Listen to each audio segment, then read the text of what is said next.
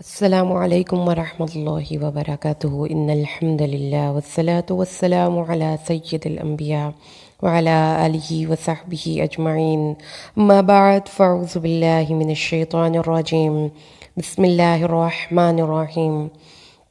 انشاءاللہ الرحمن آج کے اس لیسن میں سورۃ آل عمران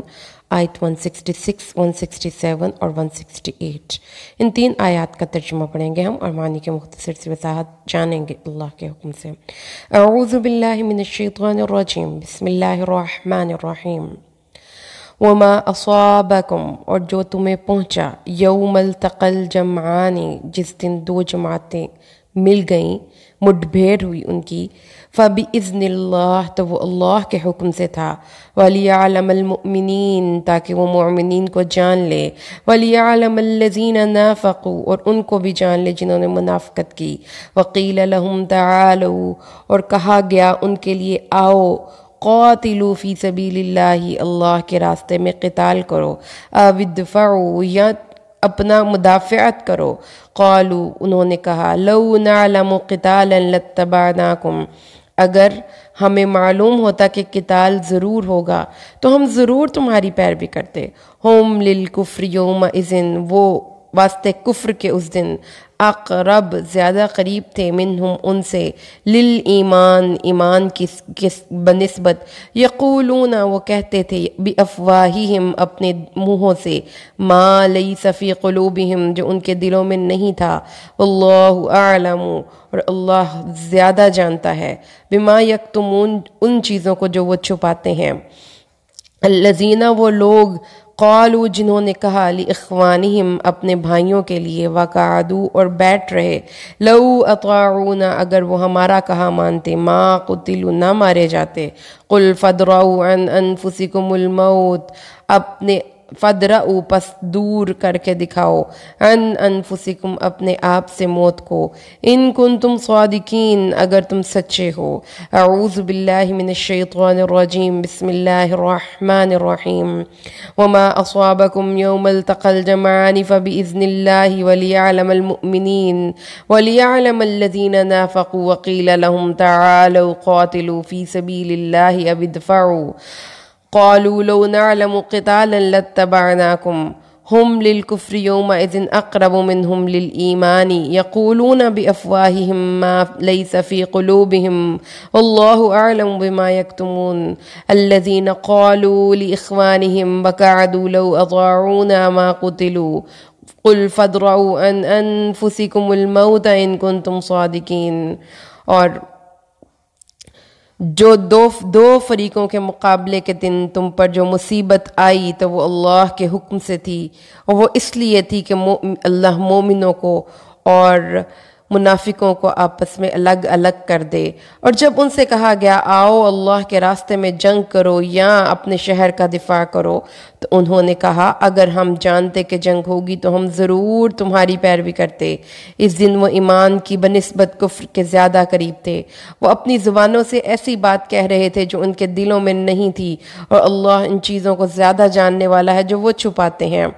اور وہ لوگ جنہوں نے اپنے بھائیوں کے متعلق یہ کہا جو خود تو بیٹھ رہے اور اپنے شہید ہونے والے بھائیوں کے متعلق یہ کہا اگر یہ ہمارا کہنا مان لیتے تو قتل نہ کیے جاتے آپ کہیے اگر تم سچے ہو تو جب موت آئے گی تو اس کو ٹال دینا۔ اللہ کے حکم سے آج ہم ان آیات کریمہ میں نفاق اور منافق کا کیریکٹر پڑھنے والے ہیں۔ منافق کا جو کیریکٹر ہے ان آیات میں اللہ تبارک و تعالیٰ نے بڑا ہی واضح طور پر ہمیں بتایا ہے۔ اب اس بات کو پہلے ذرا اس کی ہسٹری کے ساتھ ہسٹوریکل بیک گراؤنڈ کے ساتھ دیکھ لیجئے کہ ہوا کیا تھا اس دور میں،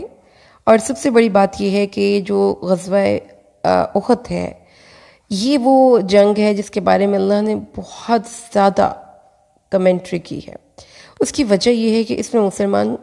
70 مسلمان شہید ہو گئے تھے اور مسلمان ایک سخت ہزیمت برداشت کر کے ایک مصیبت کے بعد شدید جذباتی اور نفسیاتی صدمے کی کیفیت میں تھے۔ اب اس پر اللہ تعالیٰ نے مسلمانوں کو تمام ایونٹس پہ مکمل طور پہ گائیڈ کیا کہ کہاں پہ انہوں نے غلط کیا۔ اب بات آ گئی ہے ان ساتھیوں کی جو کہ مسلمانوں کے ساتھ تھے، لہٰذا اللہ تعالیٰ نے اس جنگ کا ایک فائدہ جو ہے وہ یہ بتایا ہے کہ مسلمان جو تھے ان کی صفوں میں سب لوگ مخلص نہیں تھے. مسلمانوں کی صفوں میں کچھ لوگ منافق بھی تھے.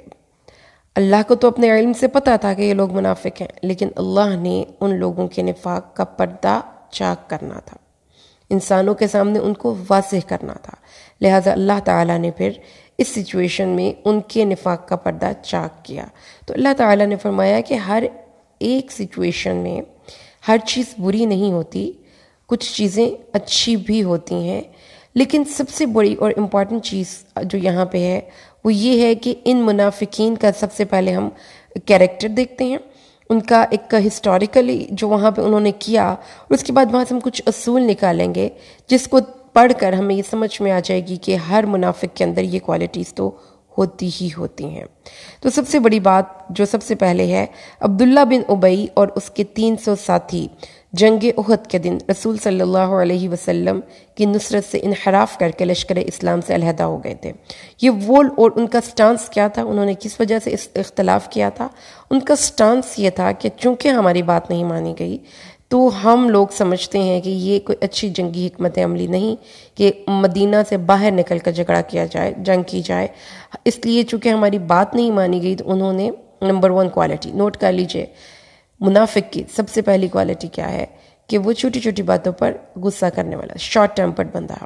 ٹھیک ہے، وہ چلے گئے لیکن در حقیقت ان کے دل میں کچھ تھا جو کہ انہوں نے اظہار نہیں کیا. اللہ تعالیٰ نے ان کے اس دل کے اظہار کو یہاں پہ بیان کیا. اس کے بعد جب وہ چلے گئے تو حضرت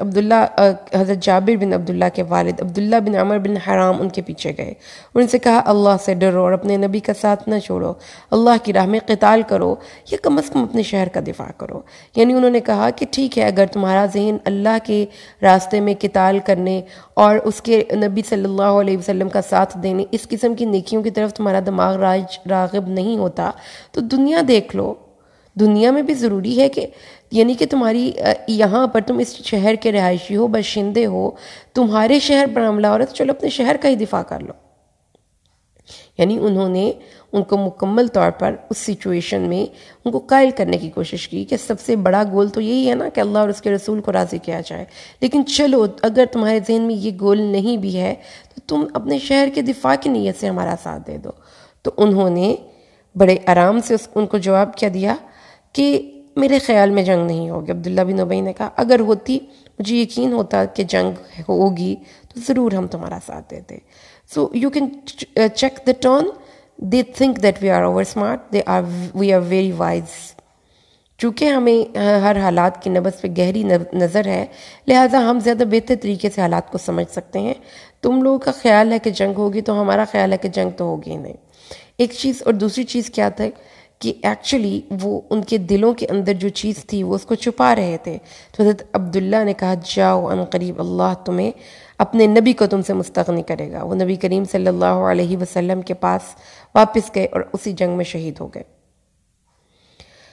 تو اللہ تبارک و تعالیٰ نے یہاں پر ان منافقین کا حال ظاہر کیا اور فرمایا کہ نفاق ان کے دلوں کے اندر تھا، جو ان کی زبان سے وہ ادا کر رہے تھے کہ ہم نبی کے عاشق ہیں، ہم نبی صلی اللہ علیہ وسلم کا ساتھ دینے والے ہیں. ان کا ایکشن ان سے ٹوٹلی ڈیفرنٹ تھا. یعنی کہ جب نبی کریم صلی اللہ علیہ وسلم کو سب سے زیادہ ان کی مدد کی ضرورت پڑی تو وہ آپ کی مدد کا چھوڑ کر دوسری راستے پر چل پڑے. پھر اس کے بعد اس سے اگلی آیات میں انہوں نے اپنے عبداللہ بن ابی، اب یہ جنگ ہو گئی اور رزلٹ بھی اکارڈنگلی نکلے جیسا کہ وہ پہلے بتا رہے تھے کہ یہ جنگ، یہ حکمت عملی ٹھیک نہیں. اب جب یہ رزلٹ آ گئے تو اب آپ وہ کیفیت ذرا دیکھیں کہ ایک بندہ جو کہ پہلے سے ہی یہ کہہ رہا ہو کہ یہاں پر آپ جنگ نہ کریں اور حقیقت میں بعد میں رزلٹ بھی ویسے ہی نکلیں تو وہ کتنا اترائے گا.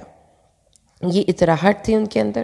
اور پھر اس اطراحٹ میں وہ یہ نہیں دیکھ رہے تھے کہ جو سامنے والا بندہ ہے اس کو میری اس اطراحٹ سے کیا نقصان پہنچے گا، اس کے دل کو کیا نقصان، اس کے فیلنگز کتنی ہرٹ ہوں گی. اب وہ اپنی شیخیاں بگاڑ رہے ہیں. یعنی میدان میں ایک تو جہاد میں شامل نہیں ہوئے،